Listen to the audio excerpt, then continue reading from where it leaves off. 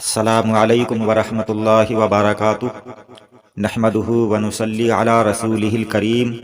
بسم اللہ الرحمن الرحیم۔ فتح مصر کا واقعہ۔ حضرت عمر فاروق اعظم رضی اللہ تعالیٰ عنہ کے دور کا یہ واقعہ ہے۔ اس واقعہ کو آپ حضرات غور سے سنیں اور پورا سنیں۔ اگر آپ نے ہمارے چینل کو سبسکرائب نہیں کیا ہے تو چینل کو سبسکرائب کر دیں، ویڈیو کو لائک کریں۔ واقعہ اس طرح سے ہے کہ حضرت عمر فاروق اعظم رضی اللہ تعالیٰ عنہ کے سپہ سالار اعظم حضرت ابو عبیدہ بن الجراح رضی اللہ تعالیٰ عنہ تھے، لیکن مصر پر چڑھائی کے لیے جو فوج بھیجی گئی اس کے سپہ سالار حضرت عمر بن عاص رضی اللہ تعالیٰ عنہ تھے۔ مصر کو فتح کرنے کے لیے مصری فوج سے مقابلے کے لیے جو فوج اسلامی لشکر بھیجا گیا اس کے سپہ سالار حضرت عمر بن عاص رضی اللہ تعالیٰ عنہ تھے، اور پوری اسلامی سلطنت کے یعنی حضرت عمر فاروق اعظم رضی اللہ تعالیٰ عنہ کے سب سے بڑے فوج کے افسر سپہ سالار اعظم حضرت ابو عبیدہ بن الجراح رضی اللہ تعالیٰ عنہ تھے۔ حضرت عمر بن عاص رضی اللہ تعالیٰ عنہ بادشاہ مصر مقوقش کی فوج کے مقابل جا کر آپ نے اپنے لشکر کو ٹھہرایا۔ بادشاہ مصر نے حضرت عمر بن عاص رضی اللہ تعالیٰ عنہ کے پاس پیغام بھیجا کہ تم اپنے کچھ آدمیوں کو میرے پاس بھیج دو تاکہ میں ان سے کچھ بات کروں۔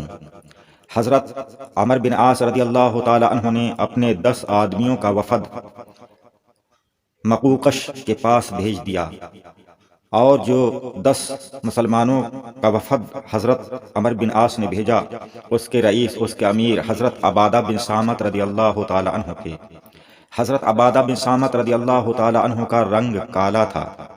مقوقش نے ان کو دیکھا تو وہ سہم گیا اور کہنے لگا کہ کیا مسلمان ایسے ہی ہوتے ہیں؟ اور پھر اس نے کہا کہ یہ کیا جنگ کریں گے؟ مقوقش کی باتیں سن کر حضرت عبادہ رضی اللہ تعالیٰ عنہ نے اس طرح سے تقریر شروع کی۔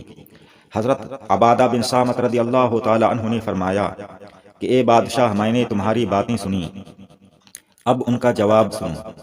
جن آدمیوں کے پاس سے میں آیا ہوں یعنی ہمارے لشکر میں 1000 کالے آدمی اور بھی موجود ہیں جن کا رنگ مجھ سے بھی زیادہ کالا ہے اور صورت مجھ سے زیادہ مہیب اور جلالی ہے۔ اگر تم ان کو دیکھو تو تمہارا کیا حال ہو؟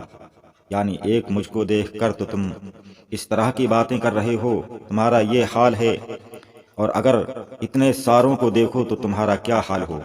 پھر حضرت عبادہ بن صامت رضی اللہ تعالیٰ عنہ نے کہا کہ سنو، میں اگرچہ بوڑھا ہوں اور میرا شباب رخصت ہو چکا ہے، لیکن الحمدللہ کہ 100 آدمیوں سے میں تنہا نہیں ڈروں گا اور نہیں ڈرتا۔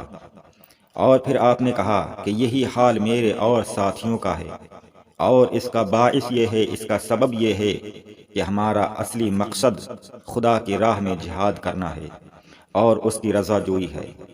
ہم ملک گیری یا کسی دنیاوی لالچ کے لیے جنگ نہیں کرتے۔ خدا نے ہمارے لیے مال غنیمت حلال کیا ہے، ہمیں دنیاوی مال کی کوئی پرواہ نہیں۔ ہمارے پاس لاکھوں درہم ہوں یا صرف ایک، دونوں حالتیں ہمارے لیے برابر ہیں۔ ہمارے لیے دنیاوی نعمتیں کچھ حیثیت نہیں رکھتی، ہماری اصلی نعمت اخروی راحت ہے، آخرت کی راحت حاصل کرنا ہے۔ ہمارے برگزیدہ رسول صلی اللہ تعالیٰ علیہ وسلم نے ہم سے عہد لیا ہے کہ ہم مال دنیا سے صرف اسی قدر لیں جس سے بھوک مٹ سکے اور سطر چھپ سکے، بدن چھپ سکے۔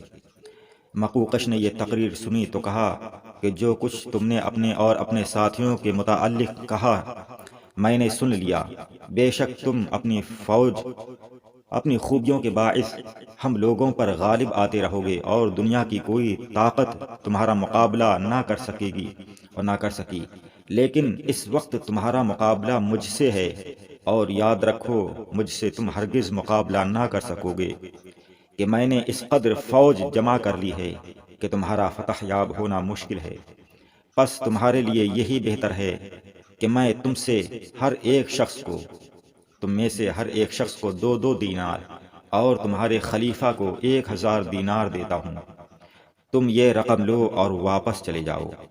جب بادشاہ نے یہ کہا تو حضرت عبادہ رضی اللہ تعالی عنہ بادشاہ کی یہ باتیں سنتے رہے اور پھر آخر میں آپ نے فرمایا کہ تم اور تمہارے ساتھی دھوکے میں نہ رہیں، تم ہمیں رومیوں کے ٹڈی دل لشکر سے ڈراتے ہو، مجھے قسم ہے خدا کی کہ ہمیں اس کی رتی بھر پرواہ نہیں، بلکہ تمہاری اس گفتگو نے ہمارے جذبہ جہاد کو اور بھی ابھار دیا ہے۔